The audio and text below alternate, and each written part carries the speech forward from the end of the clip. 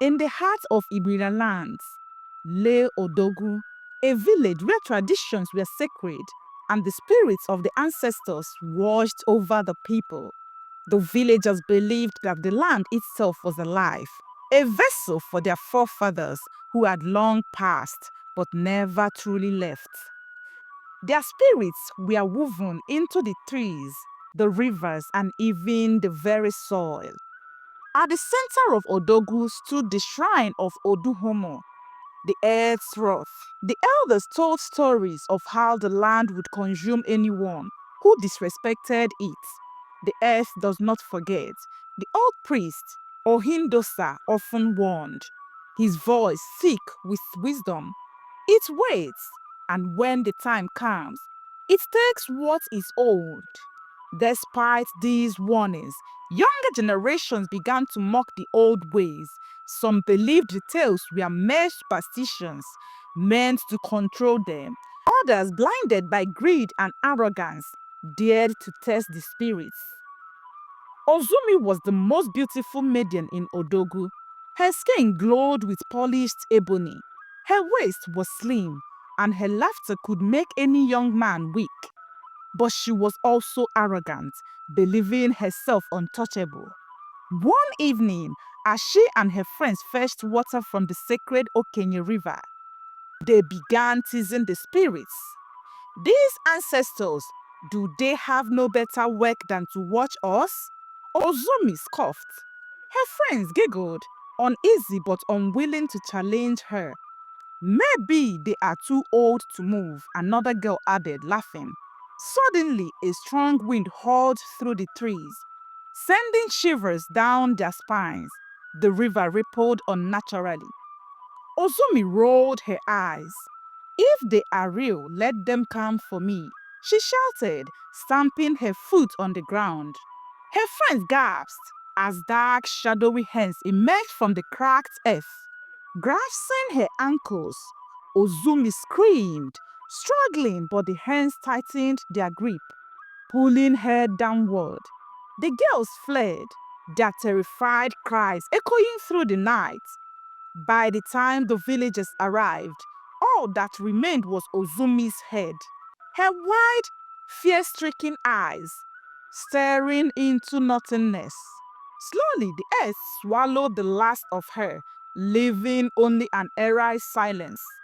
Chief Obuzo was the wealthiest man in Odogu. His farm stretched beyond the village borders, and his cattle were too many to count, but wealth was never enough for him. One day he ordered his men to clear the sacred forest of Eku to build a grand palace. The villagers pleaded with him, warning him of the spirits that lived there, but Obuzu laughed. I am the chief, the spirits should bow to me. The palace was built, more luxurious than any had ever seen. But from the first night, strange things happened. The walls groaned as if they were breathing. The ground trembled. The servants whispered of shadowy figures lurking in the halls. Then, one night, the earth beneath the palace split open. Screams filled the air as Chief Obozu and his household were swallowed whole, their cries fading into the depths. By morning, the palace had vanished, leaving only an empty field where grasses refused to grow. Papa was a skilled hunter, but he was also reckless. He boasted of killing the fiercest animal and ignored the laws of the land. One evening, he encountered the forbidden grove of Irobo, where it was said that the ancestors rested in the form of sacred leopards. His fellow hunters warned him, but he smirked. I fear no spirits. If they are real, let them stop me. He raised his bow and shot an arrow into the shadows. A chilling ground echoed through the trees. Uriba laughed, thinking he had scared the spirits. But when he turned to leave, he found himself unable to move. The ground beneath him softened, turning into dark, swallowing mud. Head shot out, grabbing his legs. He screamed, thrashing, but it was useless. The other hunters fled in terror. When they returned at dawn, all All that remained was his bow, half buried into the soil. Little Itopa was a peculiar child. At only 6 years old, he claimed to hear voices from the graveyard. They whispered to me, he told his mother one night. His parents dismissed it as childish imagination, but the villagers grew uneasy. The boy knew things he should not, secrets of the dead, forgotten sins, and names long lost. One evening, as he played near the ancestral shrine, he was seen talking to the air, nodding as if responding to an unseen figure. Then the ground beneath him began to tremble. The villagers rushed forward, but it was too late. The soil cracked open and dozens of black hands reached out, pulling the boy down. His mother's scream filled the air as Itopa vanished into the earth. The cracks sealed themselves, leaving no trace. That night, the wind carried whispers through the village. The dead must rest in silence. Those who hear them must join them. The fear of the ancestors had spread across Odogu, yet not everyone believed in their wrath. One such man was Ajanu, a traveler from a distant land. Unlike the villagers, he scoffed at the tales of the earth swallowing the wicked. They are just stories to scare the weak, he said, laughing. One evening, Ajanu sat under the agaloke tree, a place where the elders claimed spirits roamed freely at night. The villagers warned him, but he waved them off. If the ancestors want me, let them come, he mocked, pounding his feet against the earth. For a moment, nothing happened. Then the wind shifted and the ground cracked beneath him. Ajanu jumped, but it was too late. A single black hand shot out, gripping his ankle. He screamed as more hands emerged, grasping his limbs, dragging him downward. The villagers watched in horror as the earth devoured him. His final screams echoed through the night before the soil sealed itself once more. By morning, nothing remained except his abandoned sandals and the chilling silence that followed. The ancestors had no patience for mockery. In Odogu, widows were expected to observe mourning rites for a full year. Mama Edboy, a wealthy woman, refused. I will not waste my time mourning a dead man, she sneered, removing her mourning clothes after only 2 weeks. She sold her late husband's land, including a piece of sacred ground meant for ancestral worship. The village elders begged her to reconsider, but greed blinded her. One night, as she counted her earnings by lantern night, a sudden chill filled her heart. The flames flickered and died. Then a whisper slithered through the darkness. You have dishonored the dead. Her screams shattered the silence as the floor carved in beneath her feet. Shadowy hands reached out, gripping her arms, her legs, her throat. By the time dawn arrived, her heart was empty.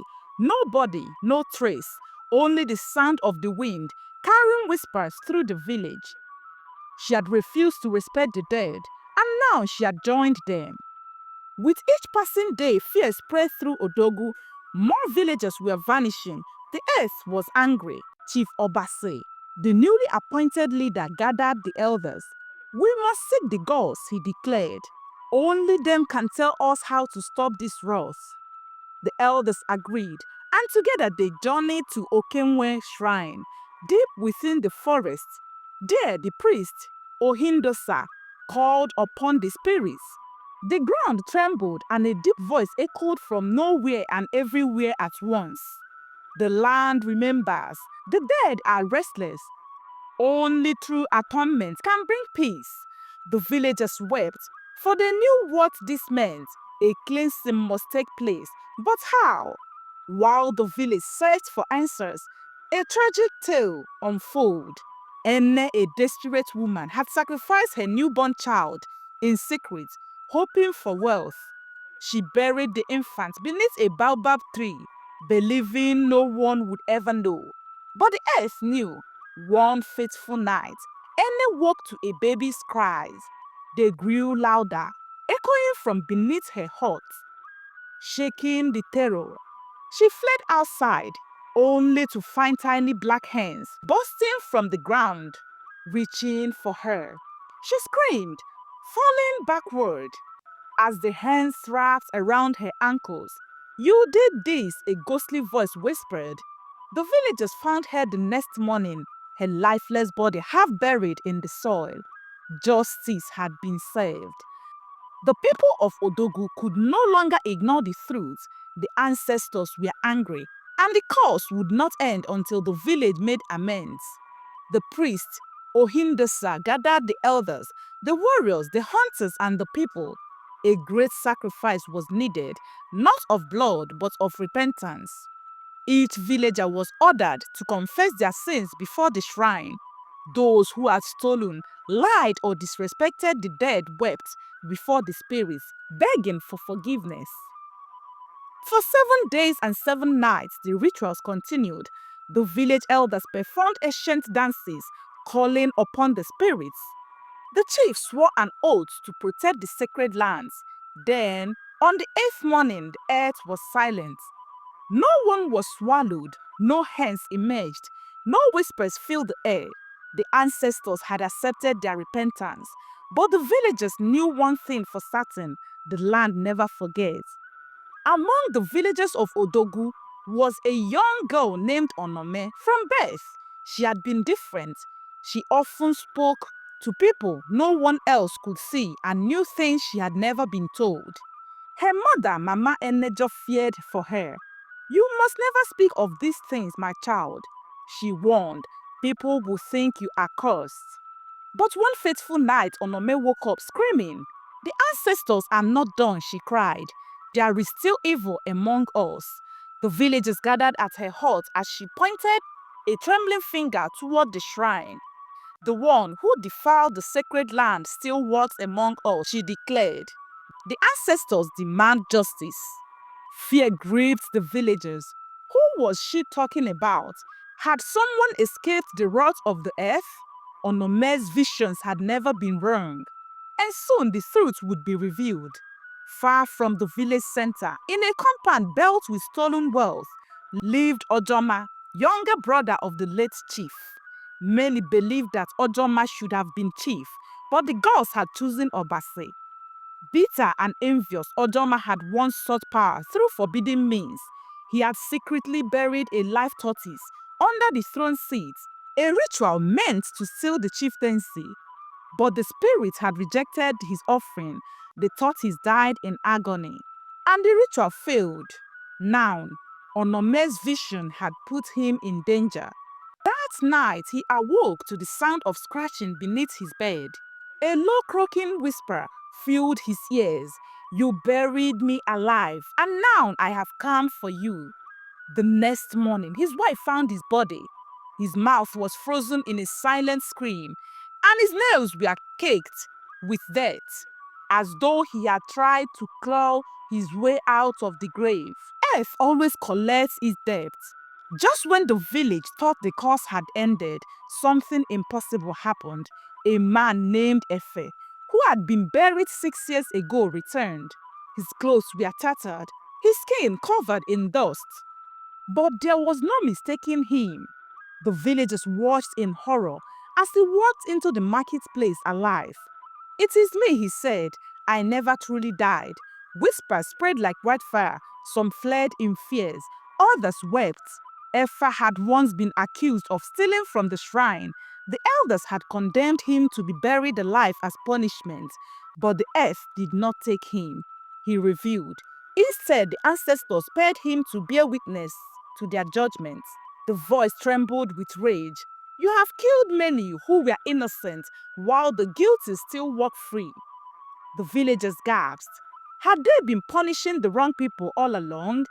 As Efa revealed his story, one name kept surfacing: Odiba, the former village elder who had accused him. Odiba had led the judgment against Efa 6 years ago. He was respected, trusted, and feared, but now his hands trembled. "You cannot listen to this man," Odiba spat. He is a demon. But the villagers were no longer blind. Efa had returned for a reason. They surrounded Odiba, demanding the truth. Under the weight of their stares, he confessed. I lied, he admitted, his voice barely a whisper. Efa never stole from the shrine. I accused him to hide my own sins. Gasps filled the air. The villagers' rage boiled over. Before they could act, the earth did it for them. The ground beneath Odiba split open. He screamed as hands shot out, dragging him down. His final cry swallowed by the soil. The village gathered in silence at the shrine. The spirit had spoken through Onome, punished the guilty, and revealed terrible secrets. The chief Obasi stepped forward. We have learned our lesson, he said. We must never let greed, jealousy, or wickedness poison our hearts again. The priest, Ohindese, nodded. We will rebuild our sacred lands, honor our ancestors, and ensure that no innocent soul is ever buried again alive. The people murmured in agreement. Then Onome, the girl who spoke to spirits, stepped forward. This is not the end, she warned. The ancestors have been merciful, but they will never sleep if we ever return to our wicked ways. She turned to the cracked ground where Odiba had vanished. The earth will rise once more. The wind howled through the village and the shiver passed through every soul present. The people of Odogu understand the true power of the ancestors, and they would never forget. The villagers of Odugu had begun to find peace, but peace never lasted long in a land where the ancestors walked among the living. One evening, as the sun bled into the horizon, a stranger arrived. His robes were tattered, his feet covered in dust, and his eyes empty, hollow, as if he had seen beyond the world of the living. The people who played in the village square ran at the sight of him. He did not blink nor smile. He only walked straight to the shrine, where Chief Obase and the elders sat in council. I bring a warning, he said in a voice like dry leaves rustling. The ancestors are not done. There is one more sin, buried deep, hidden even from the spirits.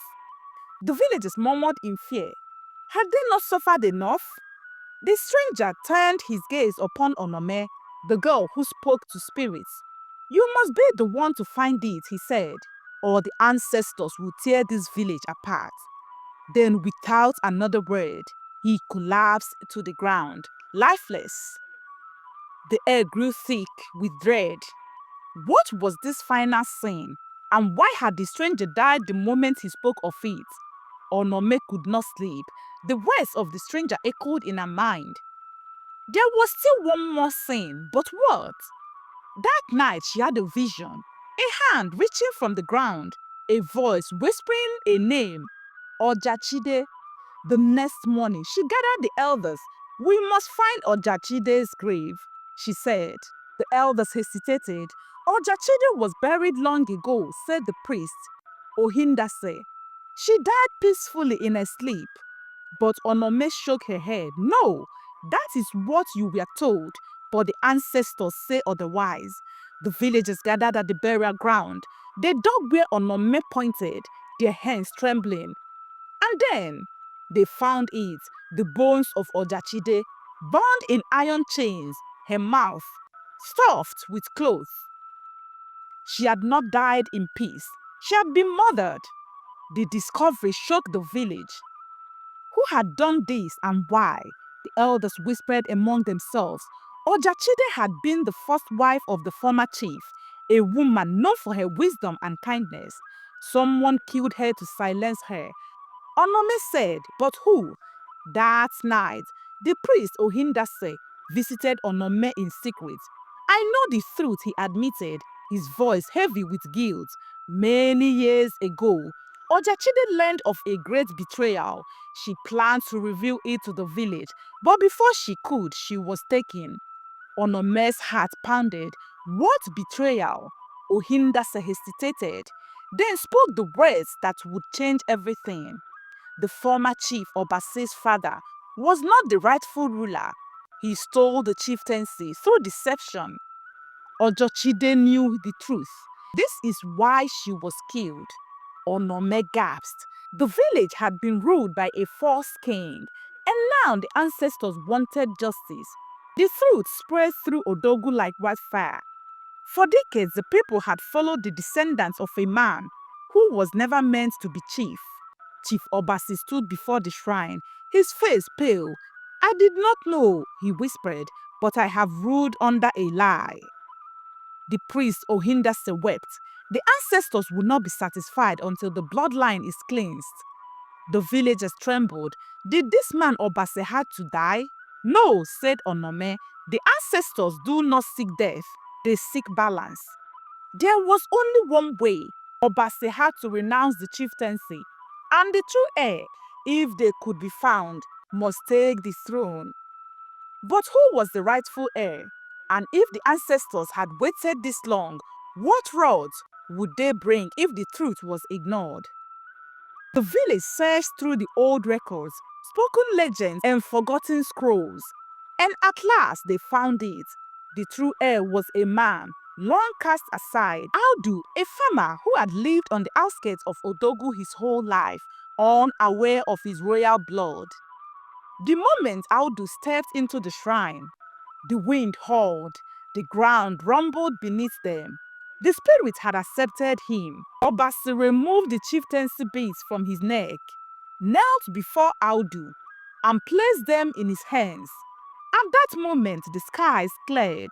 The heavy weight that had hung over Odogu for years lifted. The ancestors had spoken. Balance had been restored.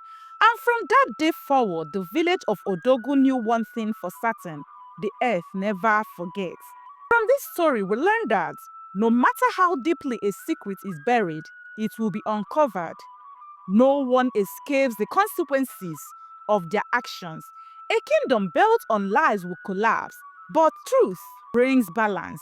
The spirits of the land will always ensure justice is served, no matter how long it takes. If you've watched this story to this moment, thank you for watching.